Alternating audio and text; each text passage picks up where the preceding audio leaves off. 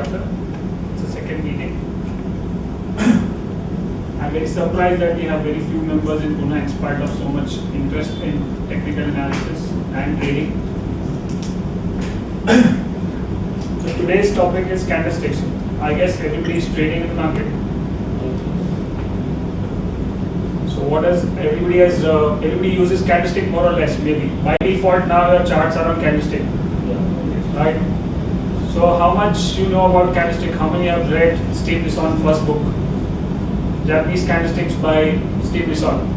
Just to introduce that, Steve Nison is the person who got candlestick introduced to Western world in the late 80s.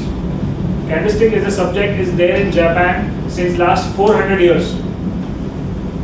But it is introduced to Western world by Steve Nison in last 20-30 years. He was the first one to get candlesticks to the US and India and Western countries. So he has written 2 books on candlestick, which is Japanese Candlesticks by Steve Nison and Beyond Candlesticks by Steve Nison. Okay?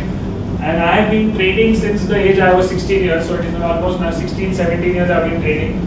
And now last 10 years I am using candlesticks. I thought I knew very much about candlesticks. Last 5 years I am training people on candlesticks. And recently I came across, I was just going through Steve Nison's website and I said he had something new to offer, and then I did the course with him personally. And then I found that I knew very few things about candlesticks. After using it for so many years also, and after training people on that for so many years, still there is a lot to learn. And this is the field of technical analysis, this is the field of trading, where learning will never stop. And it should not stop, because markets are dynamic, it will keep changing. If you have something legal, you have to go to a lawyer. But when it comes to shares, everybody is an expert. There is no official expertise or a must for every technical person who wants to do technical analysis. It gives you that benchmark. Now, if I tell I am CMD, that means I know technical analysis. And that is the whole channels which are business channels which are going on right now, and there must be at least. What is the criteria? How do you believe him? He might be right or wrong, that's different. He can have 10, 20 years of experience, that is also fine. But how do you benchmark whether he is good or he is good? You have to start somewhere that at least he is CMD, and then it goes as per the experience. So that culture is already there in US and UK. You cannot get a job if you are not qualified as a technical analyst. But it is not started yet here, but next 5 years it will be the thing. That if you are CMD, then only you get a job as technical analyst. If you are CMD, then only you can be allowed to come on TV and talk. Because of this unstructured environment in the market, we find everybody is an expert.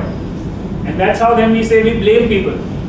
I lost money because of them, I lost money because of broker, I lost money because of this and that. But who is at fault actually? When you lose money, who is at fault? Nobody else. There are 2 things only which you can do, either the profit or loss. Right? So there are 2 parts of a trade.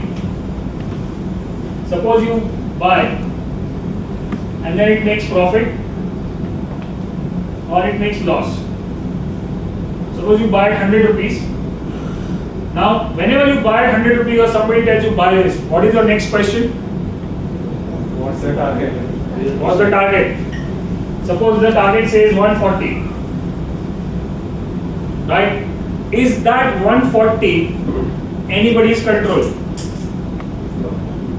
Anybody can guarantee 140 on paper. Right? So either it can come to 140, it can go to 180 also, it can go to 500 also.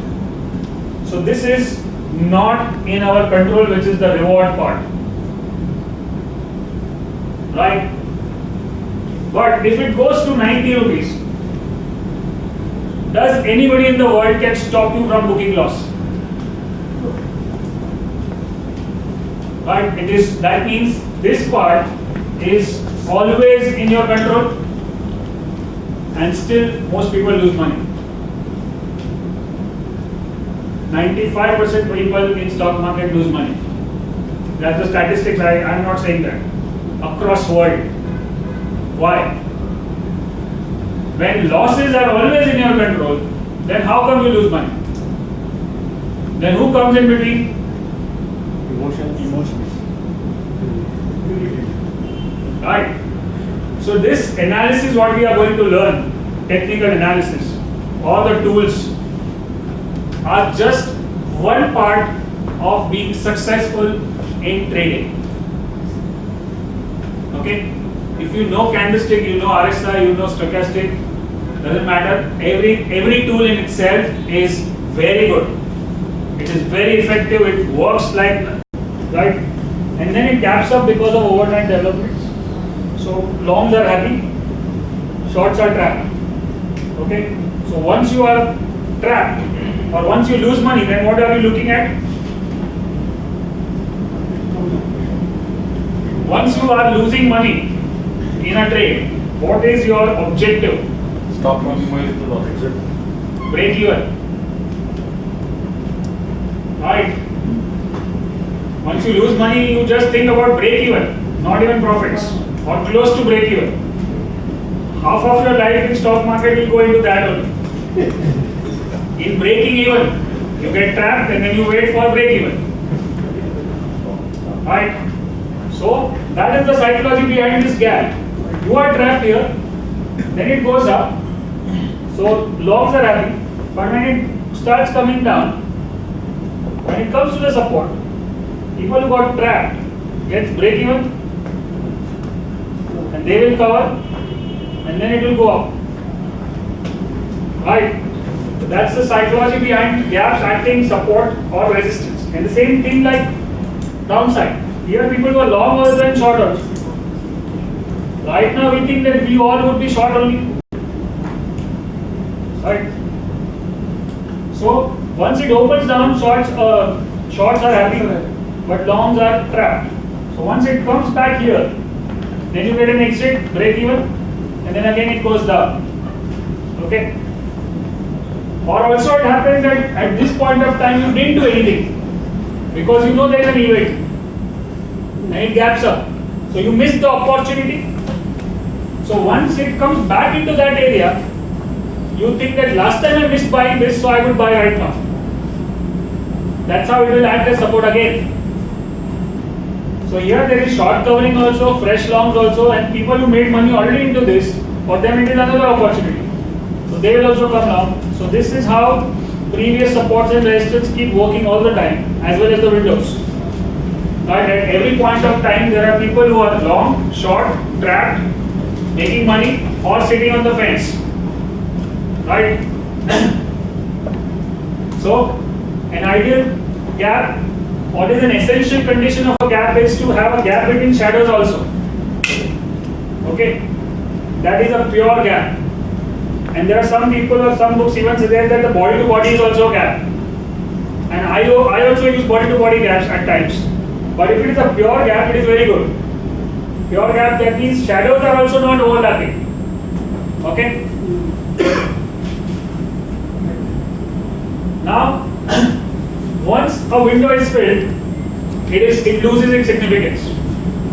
Even this was my misconception that window will work forever.